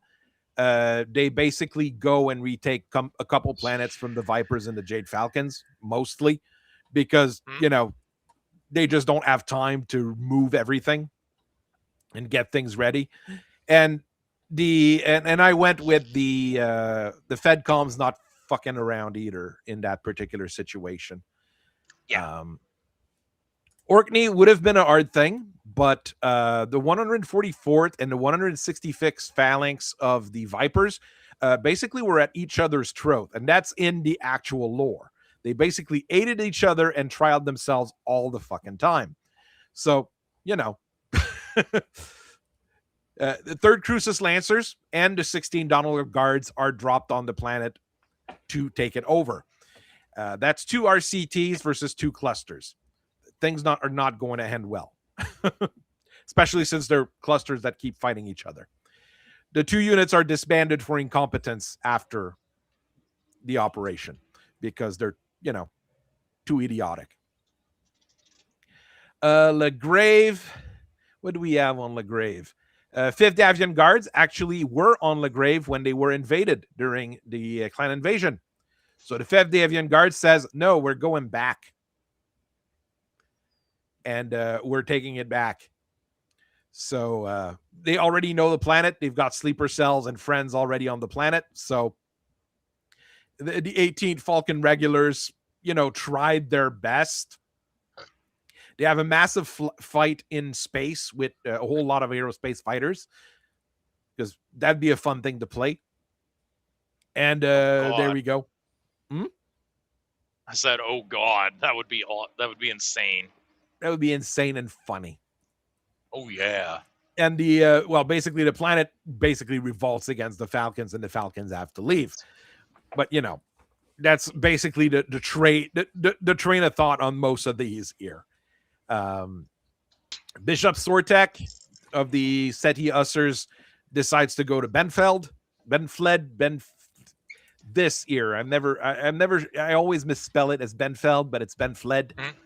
There we go. There's a lot of planets where you can mess things up here. Yeah. Fort Fangs. Butte Old, yes. Basically what happens is that they have 2 trinaries of Omnimex, which is pretty darn good, but their entire infantry that they have is basically busy trying to keep public unrest and riots under everything. So, they can't really do much, and they're forced to abandon the world, which is, once again. Montmaro, that's probably French. Montmaro. 2 clusters that are heavy in conventional armor, conventional infantry and battle armors. I think it's 1 cluster of mechs, 1 cluster of aerospace fighter, and 4 clusters of infantry. That's a whole lot of infantry. Yeah. And Adam Steiner is the one that shows up there with the 14 Donegal Guards to say, yeah, we're taking it back. And once again, things get fairly poor there. They attacked my other home planet. He did a whole bunch of daring raids and daring attacks here. And I mean, if he had been given an RCT to take Somerset, he probably would have kept it. That's the big difference. Oh, yeah. Blair Atoll, what's weird if you look at lore and everything, they switch from one unit defending it to another unit defending it basically during this whole operation that's here. So in between the two switching, they don't really have the time to react when everybody else shows up, basically. So the Falcons and the Vipers and the clans in general lose a couple worlds, but have won a bunch in return, including Ark Royal, which is a pretty huge kind of thing to lose. Mm-hmm. Aftermath, what did I do here? Factories of Ark Royals were important. Now you have to switch all the production that was on Ark Royal. You have to switch it to a whole bunch of other factories and probably start building new factories on other worlds to compensate. The Kellhounds asked the AFFC to retake Ark Royal, but when there's 10 warships floating around that whole region, well, 10, 12, 14, more warships than there are in the inner sphere at the time, the answer is, well, yeah, I don't think we can right now. Strategic value absolute. No assets can be given. But strategic value absolute. But we just don't have the assets to retake strategic value absolute system. And the Kellhounds break up in two. One group of the Kellhounds stays with the AFFC, and the other groups joins Nandi Steiner's Lyran Alliance. We'll have a bunch of fun with that here. So, that's kind of a big deal, splitting up the Kellhounds. Well, it just means that we're going to have more Kellhound splinter factions. Isn't that what we always do? Kellhound splinter factions? Yes. Codex Kellhounds, with rules on how to make your own bespoke chapter of Kellhounds. There you go. So, and don't forget faction supplemental new Kellhounds and faction supplemental old Kellhounds. Faction supplemental are there for your own special space marine. I mean, mercenary chapter. I mean, company. These are my Kellhounds who style themselves like Vikings, and these are my Kellhounds who really like bats and ravens and skulls. These are my Kellhounds that know how to use Excel. And these are my Kellhounds who are every single one of them is a Catholic, and every single one of them is really big on the Crusades. Odd. And they're fanatically devoted to someone. There we go. Yeah. The Space King. Hell yeah. And then these are my Victor Kellhounds who Victor are... Davion's like, why the hell am I being called Space King? And these Kellhounds are my ones who are like fanatically devoted, but they hate everything. No, they're not gay. They just hate everyone and want to kill everyone. And these are and my they go on the hate you march. have no idea whose side they're on. Yes. And they all call themselves Alfarius for some reason. No, they're all Patrick. They're all Patrick for Patrick Kell. They're all Patrick. So just as an aside, I'm about 20 pages into, I think, book 6 of the Horus Heresy. I think it's book 6, but I'm about 20 pages into Legion, and I'm like, oh wow, that's not just a meme amongst internet autists. No, they really do be calling everyone Alfarius. Yes. Because the Guardsman's I love the one Star Wars one someone did with the Alpha Legion, where like a Stormtrooper is an Alpha Legion guy, and Darth Vader is an Alpha Legion guy, and then another Darth Vader shows up who's also an Alpha Legion guy, and you're like, right? What the fuck? Yeah, because like the Guardsmen are sitting there, and he's like, "No, you don't understand, dude. I spoke to Alfarius." Well, that's funny because I spoke to Alfarius, but he was over here. Do they all call themselves Alfarius? No, dude. No, bro. Trust me, bro. I spoke to Alfarius, bro. Trust me, bro. And Alfarius himself emailed me. Alfarius himself emailed me and asked me to wire him 50,000 C-bills, bro. Trust me, it was the real Alfarius. Yep. Welcome to. Hey, just as an aside, before we get out of here and we say be nice to your moms and everything, make sure you check in on your elderly grandmas. Make sure Brad Pitt's not sliding into her DMs asking her to wire him $500 for court fees. Yes, apparently this is a big problem amongst the elderly. Yes, it is. It is, and it all comes from certain regions of the world that would get me demonetized if I talked about it because I'm not big enough. The unmentionable underhive. There you go. Nigeria. Used to be Nigeria. Well, them too. They have their own thing in Nigeria. It's their own kind of scams. All right. The fact that there's a whole lot of warships in that region is one of the major points where the FedCom turns to the Marian hegemony and say, how much for the germanium? We want germanium, a lot of it. How much are you ready to, how many tons of germanium are you ready to sell us if we, give you the tech to build Marauders 2? Maybe. So this explains even more why the Marians are getting on really friendly term with the FedCom, even though, you wouldn't not be normally very nice to them, I guess. But I would need to look at exactly where ships are being built, because a lot of ships were being built on Ark Royal, by the way. So losing Ark Royal is really, really, really bad. Oh yeah. It's really not a good thing to have lost. What we already discussed, there's the bit of a reconquest by our friends at Wrestle that we'll probably have to write up.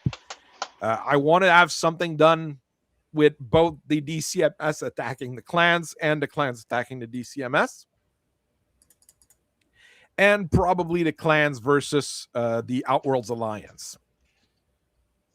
So I have a few things that I would need to talk about, and wouldn't like people to point out and try to figure out what they would want to do with it. We could have the clans invade the Yarn folks, but I'm not sure that would be a very, very interesting kind of situation. That's the thing. I mean, what would they gain from that, first of all? The fancy pistols that they make. Population. Yeah, that's the problem. Woo. Well, population can be useful because you need people to put in those warships. Remember, we need breeding material. We need warm bodies to fill up the ships to keep them running, and the factories. Breeding material. Yeah, that too. But no, you've got the greatest genetic material in the universe already. This I'm never sure what the Shane Lane Isles are either. If someone can really give me more details on this, because I'm not sure why it exists and what it is. Oh well. So yeah, I'm not familiar myself. Yeah, I mean it's an odd region of space, and I've never seen anything really written about it. I keep digging and I can't find much. Might have to go world by world, try to figure out like history wise. There's the Chain Lane Isles. There's the Caliban Nebula, which is totally not, Dark Angels and stuff. I mean, there's stuff that it's like, what even is this here for? Whoa. There's a few odd things that they put that are fun, but life is life. It's stuff that's right there between the clan homeworlds and the inner sphere on the invasion corridor, and it's like the clans never thought to like take these worlds and stage logistics. But they've staged logistics. There's a lot of transfer stations and logistic stations in between. On the expanded universe map, there's like whole planets that it's like, yeah, the whole purpose of this system is to because it's a slow transit time or a quick transit time from the jump points to the planet. Yeah, this is a relay station. I mean, if I generate a universe map real quick. I mean, but even then, do you really need to stage everything on a planet when you could just tow a space station there and be done with it? There's probably a bunch of places that is just a space station in orbit of the sun, and you plug in your ships and they go. Yeah. That's basically it. So your drop, Oh, there would your be jump ship shows up, and then it extends like its charging station stuff. Yeah. Right? Is that how it works? Those It's do just a exist. charging Those station? do exist. Basically, it's basically a plug-in. Like you The plug Olympus in your class ship rather than recharge waiting. station. It's in Interstellar Ops, but I think it's a bit dangerous to do that if you're trying to like It's charge it up and then also plug it in. You can do it, but It burns can up damage your the drive. it burns up your core quicker, which is very much of a problem because it's expensive to replace a core. But See, I at have least all if those you worlds do that I a- need to that I have to put in Clan General still because I did the inner sphere part, but I haven't done the deep space part yet. And there's those guys here, those assholes here as well here that we can think about There's at some both. point. There's those assholes over here, but those we don't talk about. The Axiomites we don't talk about. There, Space Nigeria is no, it's not even Space Nigeria. It's Space Sudan is not the best place to go usually. But I mean, I still have stuff to work on map side. We've got still plenty of stuff to think about in terms of operations, mechs design, things like that. So this is an ongoing project. If people want to participate, if people want to join in, I am more than glad to do so. I'll try to post more all over the place about it to try to get more people interested and more people going. That's basically it. I'm out, fellas. Y'all be easy. Yeah, I might Have a as good well. night. See y'all on the server. Be nice to your moms. Semper Fi. Semper Fi. Well, see everybody later. Anyways, I've got a video on the Akuma dropping tomorrow. It's a very, very good mech, and it's one I really like personally. And I actually liked painting it, which is really fun. So it's a fun mech to talk about. And, well, I will see everybody later.